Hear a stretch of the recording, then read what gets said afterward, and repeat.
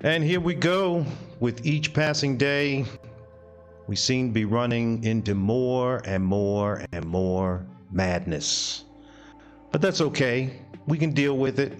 We have ways to cope. And I'm here to help. This is your man. Ishi Hakase. And I'm going to bring you the funny, the weird, the strange, the unbelievable, the stupid, the refreshing. Maybe something even a little provocative. So you know what to do. Just kick back, relax, grab your drink, grab your snack. Let's get to it. My middle school, or some might refer to it as junior high school, was called Northern Parkway.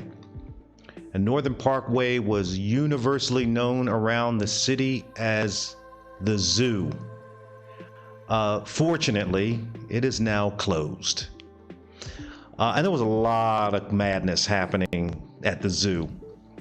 And I recall watching these two guys in homeroom arguing back and forth on which one could actually choke the other. And I just thought, okay, I've got to sit back and see where this goes. They went back and forth. I can choke you out. No, I can choke you out. And then they finally decided, well, there's only one way to find out. And then one guy says, fine, you can go first. And I just thought, wow, you are really stupid. So the guy sits in the chair. The other one walks up to him. And he gave him the choke, like the two-hand choke around the neck. And he was choking him, and everybody in the room is cheering, and then the guy's eyes are blinking, and then he finally let go, and he's like, okay, all right, it's my turn.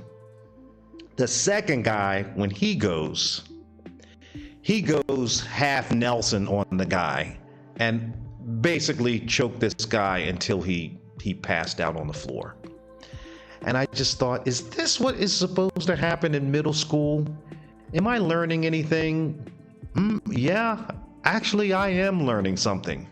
And that is, just because you're challenged doesn't mean that you have to take the person up on it. So many, many years later, and I grow into fatherhood, my young son walks up to me one day and says, Ishi, do you know what the cinnamon challenge is? And I replied, no, I've never heard of it. And so my son, he walks away and goes out and plays or whatever he does. But my spider senses started to immediately tingle. I knew 13, 14-year-old boy and challenge is probably going to be something not so good. So I decided I got to go and look up what this cinnamon challenge is. So let's watch.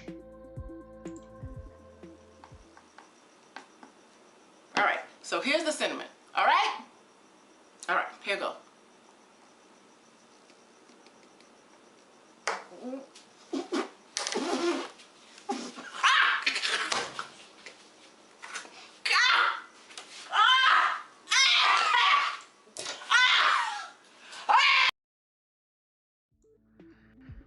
No. Watching the cinnamon challenge simply reminds me of the old adage, if someone tells you to jump off a cliff, would you do it? As we can see, the challenge, and many of you probably already know this, it's about attempting to swallow a tablespoon of cinnamon powder in 60 seconds without any liquids. And this lady went totally nuclear on the whole process. She didn't use a tablespoon. She used a soup ladle to pump in this cinnamon. And if you notice, she's even holding her hand under the ladle like, I don't want to miss any. And then, pow! Invariably, the gag reflex kicks in, and wham! Out comes the cinnamon through the mouth, throat, and nose. And I can imagine that in spite of the 58 million views that she got from this video, she's probably dealing with a little bit of chest pain and a little bit of dragon breath. Cinnamon, as we know, is safe for consumption or used as a food additive, but it is not for inhalation. Cinnamon has a combination of caustic chemicals and undigestible cellulose matrices. So according to some published reports, the misuse of cinnamon was cited in almost 200 calls to the U.S. Poison Control Center during the first half of 2012, with 30 of these cases eventually requiring medical attention. As I said, this combination of caustic compounds and undigestible cellulose makes it practically impossible to swallow, and it actually does cause some damage to the lungs. The chemical in cinnamon is cinnamaldehyde. Now let's think about this. Cinnamaldehyde. Ooh, I had a little trouble with that. Cinnamaldehyde rhymes with formaldehyde. And anything that rhymes with formaldehyde can't be really good for you. Well, unless maybe you're in another state. So, if you remember what formaldehyde smelled like when we were in, secondary school, when we were dissecting those dead animals, well, we've got these same kinds of concentrations in cinnamon, in spite of how good it is. So your body can't metabolize this compound, and of course, eventually, it's going to end bad. So, furthermore, by doing something like this, it can trigger, an asthma attack. So, if you're an asthmatic, you should definitely stay away from the cinnamon challenge. Now, these things, of course, come and go. I don't think anybody's out there doing the cinnamon challenge, but we've got a whole lot of other challenges. And it just made me think, when I was younger, we did a lot of unsafe things, but we didn't know that they were unsafe. We know that the cinnamon challenge is bad. There's no denying that. But for us, many, many years ago, and I know some of you will certainly relate to this, we played with dangerous toys like lawn darts. We drank water directly out of an outdoor spigot or garden hose, and it didn't matter whose garden hose it was. As long as there was some running water there, that's what we went for. We didn't wear seatbelts. When we were really young, toddler level, we would stand in the front seat of a moving car. We're constantly surrounded by secondhand smoke. There were no helmets when riding a bicycle ever. And a lot of times you had a friend riding on the front handlebars with you. We used to build ramps for our bikes and do jumps with absolutely no understanding of physics or construction. Playgrounds were dangerous. I was scared to death of the teeter-totter and jungle gyms. We were latchkey kids. So basically the parents said, okay, when you get home from school, let yourself in. Don't turn on the TV. Start on your homework. We'll be home about 3 hours later. Pregnant women smoked and they drank alcohol. Nothing in the house was childproof. Nothing. Hitchhiking was pretty popular. We'd go outside and we would play all day long unsupervised, and I mean all day from sun up to, no, not sundown, from sun up until the street lights came on. And speaking of street lights, we played in the street. We would sleep in the back window of a Volkswagen. We would chase after the Good Humor or Mr. Softy truck with reckless abandon. I even had candy cigarettes. And my cousin and I, we actually did an exploration in the sewer drains by balling up newspaper and putting it on a stick and lighting it and think we were carrying around a torch like Indiana Jones. The problem is these torches only lasted about 30 seconds while we were breathing in all this noxious air. And then, some of you were privileged enough to be able to try Pop Rocks and soda, and we all seemed to survive Twinkies. But here's the key. We eventually learned that this stuff was not good for us. So now it seems that we have to have people step in and tell us that things aren't good.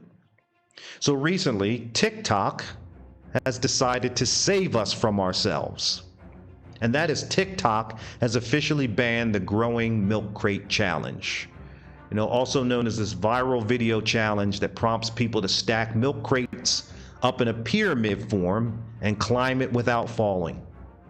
Well, here's a spoiler alert. The person almost always falls. And of course, that poses medical risks. So CNN's reporting that TikTok decided to put a moratorium on the challenge by removing all search results from the challenge's corresponding hashtags and releasing a statement explaining the decision behind the ban. TikTok prohibits content that promotes or glorifies dangerous acts. And we remove videos and redirect searches to our community guidelines to discourage such content. We encourage everyone to exercise caution in their behavior, whether online or off. I think that statement is, we better put this out here before we get sued. So the medical profession has been universally warning people about the possible dangers of participating in this challenge and other challenges. It's of course resulted in orthopedic injuries and broken wrists, dislocated shoulders, meniscus tears, even spinal cord injuries. And I have to think, wow, is that really worth it all? Well, I guess you have to be the judge. And where are people getting all these damn milk crates from? I just don't see those sort of laying around and you can just, let's grab 12 milk crates and build a pyramid out in the park. I mean, maybe we should also make note that we still are in the midst of a pandemic, and we have rising COVID cases.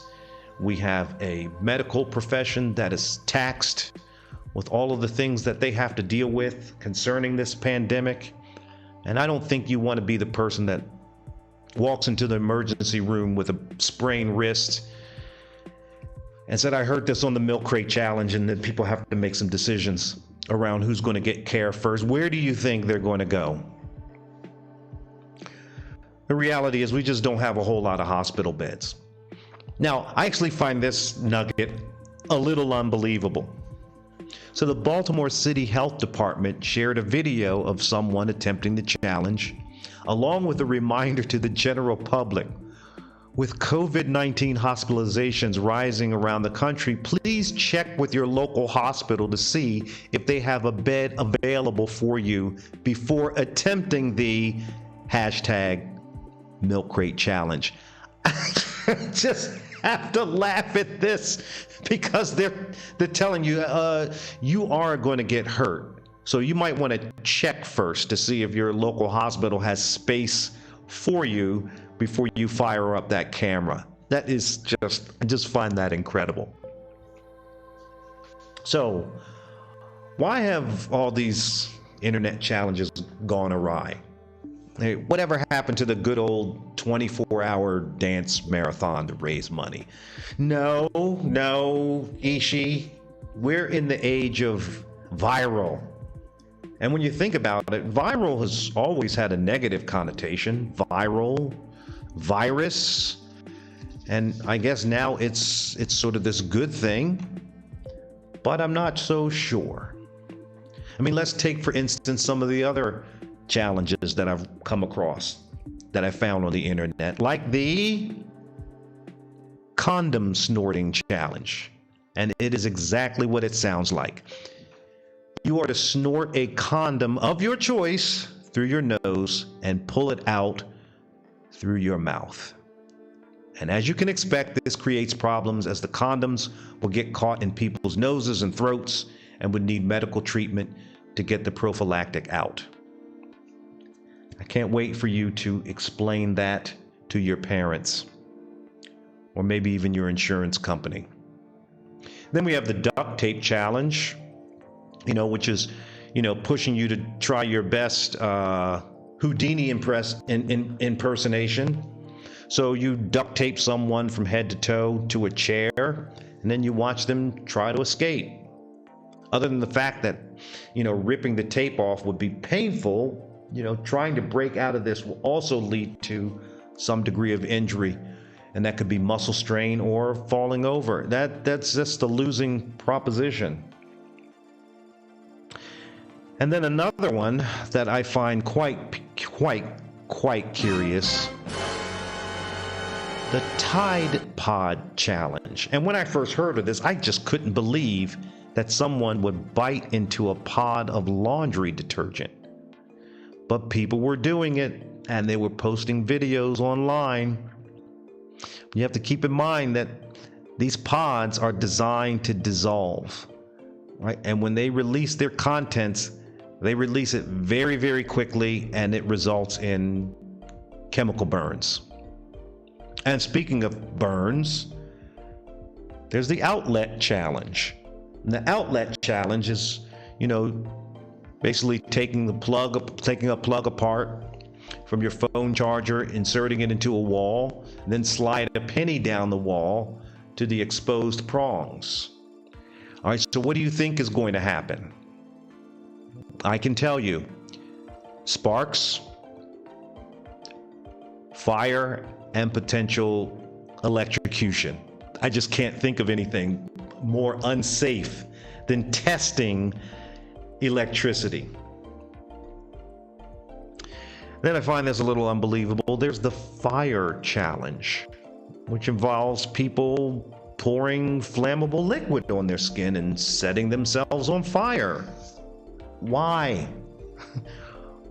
Tell me, someone, send me a note. Why? Why would you do this? The salt and ice challenge. This challenge is not necessarily involving fire, but it does involve burns. So the challenge is to put salt on your exposed skin and then add ice, holding both in place and then seeing how long you can tolerate the pain.